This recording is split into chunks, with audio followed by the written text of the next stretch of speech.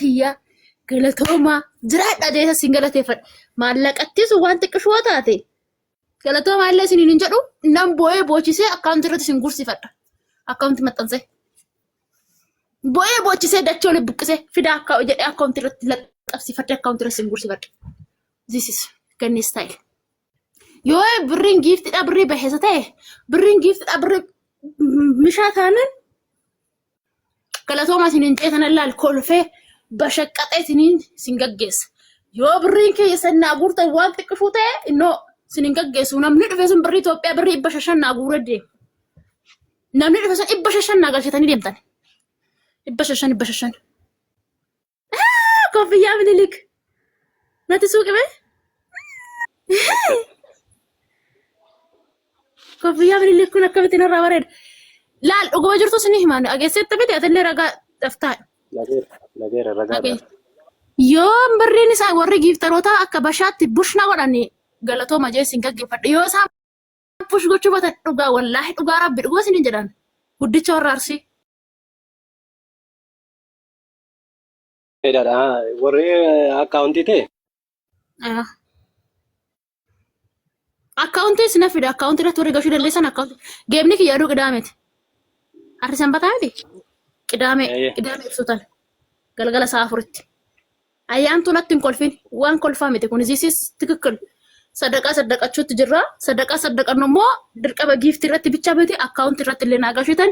Akkaawuntii irratti gashitanii iskiriishuut kushuut gootanii naa ergitan riisiitii naa ergitan.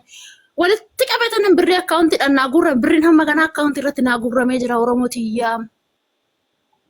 Koffiyyaa Minilik. Minilik na fakkeessa Yesuus. Hanchi Minilik na fakkeessa buqqat godhee iskiriishuut godhadhabee naa kenna ammallee. Minilik na fakkeesse. Qoyimee ofaan guddisa naa kennita Minilik kana. Namtichi madu'aa san na fakkeesse yaa Yesuus ko. Qoyimee haadhoo ko mee amma naa kennaame amma.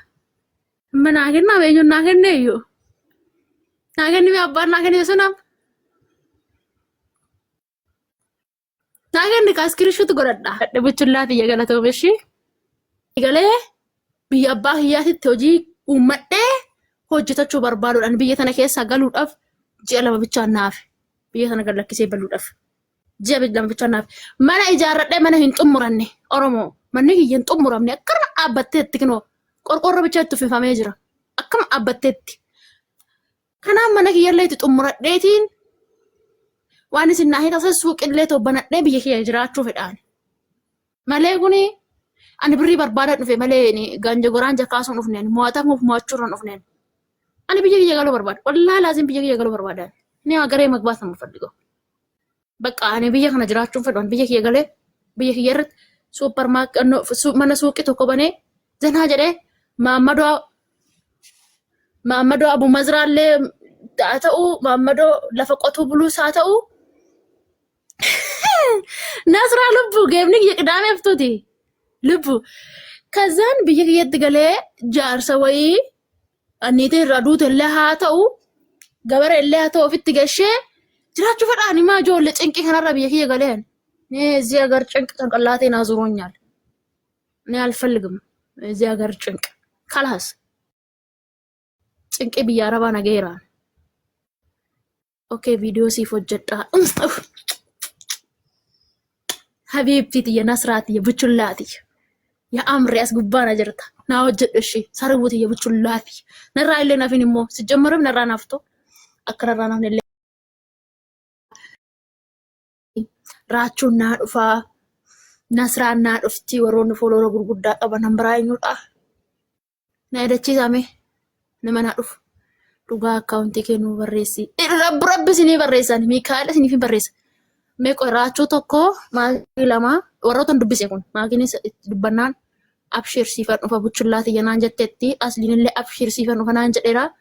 Abshiriidha asliinis dhufa mubaarak giddiisaa dhufa kaa giddii dhufa inni mubaarak akkoo giddina dirqina mubaarak lakkaa'ina dirqiidhaan dhufa inni dura dhufaa iyyuu inni dura dhufee argama jara kan hunda yeroo nama biraa eenyuun qaxxara ibsa abbaa jaalalaanaa dhufaa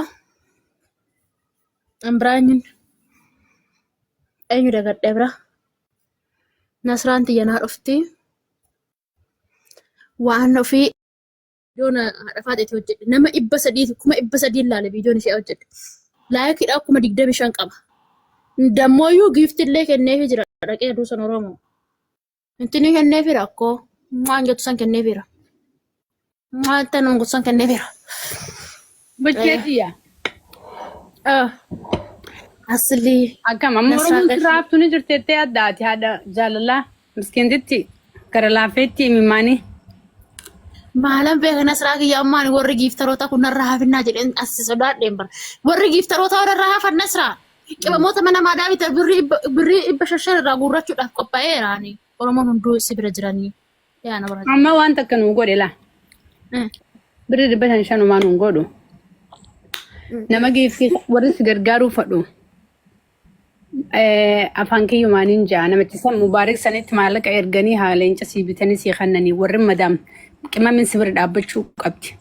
Wallaahi namni si gargaaruu fadhu ammaan namoota giiftii bitanii sii kannuu danda'an shamarran keenya warri si jaalatan an kanarratti hin hojjedha amma fiidiyoo. Namni baay'een diyaasfooratti sii kadhatee jira.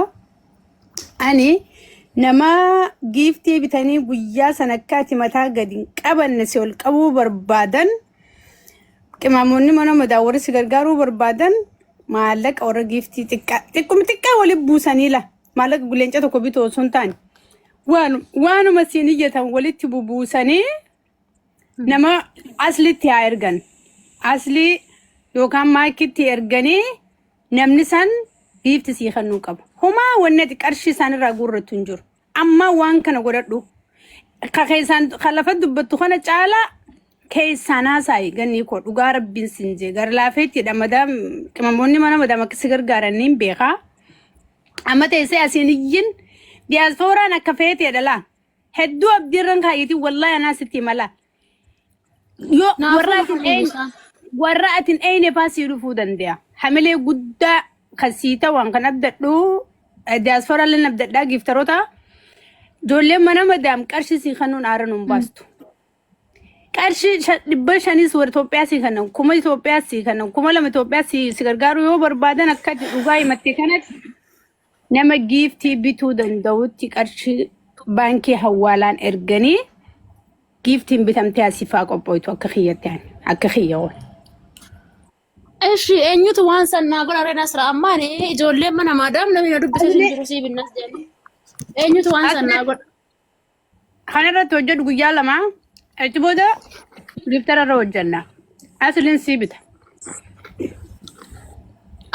Namni naa bitu asliin isin bitaa maakiin isin bitti warroonni giiftarootaa kun warroonni bituu danda'an kun ni bitan rakkoo miti warroonni biyya Arabaa jiran kun biyya Awurooppaa jiran kun nu bitan. Garuu namni waan akkasii naan jedhin jiru ka. Namni na dubbisan jiru.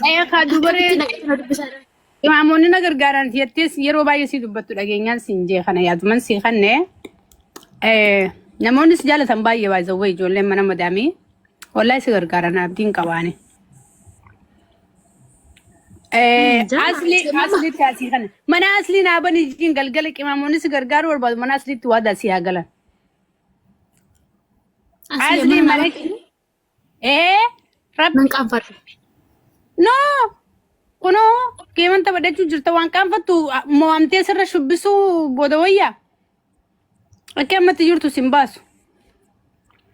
Wallahi asli dubbisee mana gusii bane qimaamonni si gargaaruu fadha warri si jaalatan aslirra waa dagalanii asli siif ergan asli leenca bitee baagiraawuntii godhee nu garsiisaa qarshii hanqana natti seenee qarshii giiftii hanqana bitte jee kasaati hojjisii darbaa jechuudha. Kanumatti kanaan illee yaada. Oromoo akkam jettan isin? Anoo koomentii ilaalla. Koomentii ilaalla. Argitee?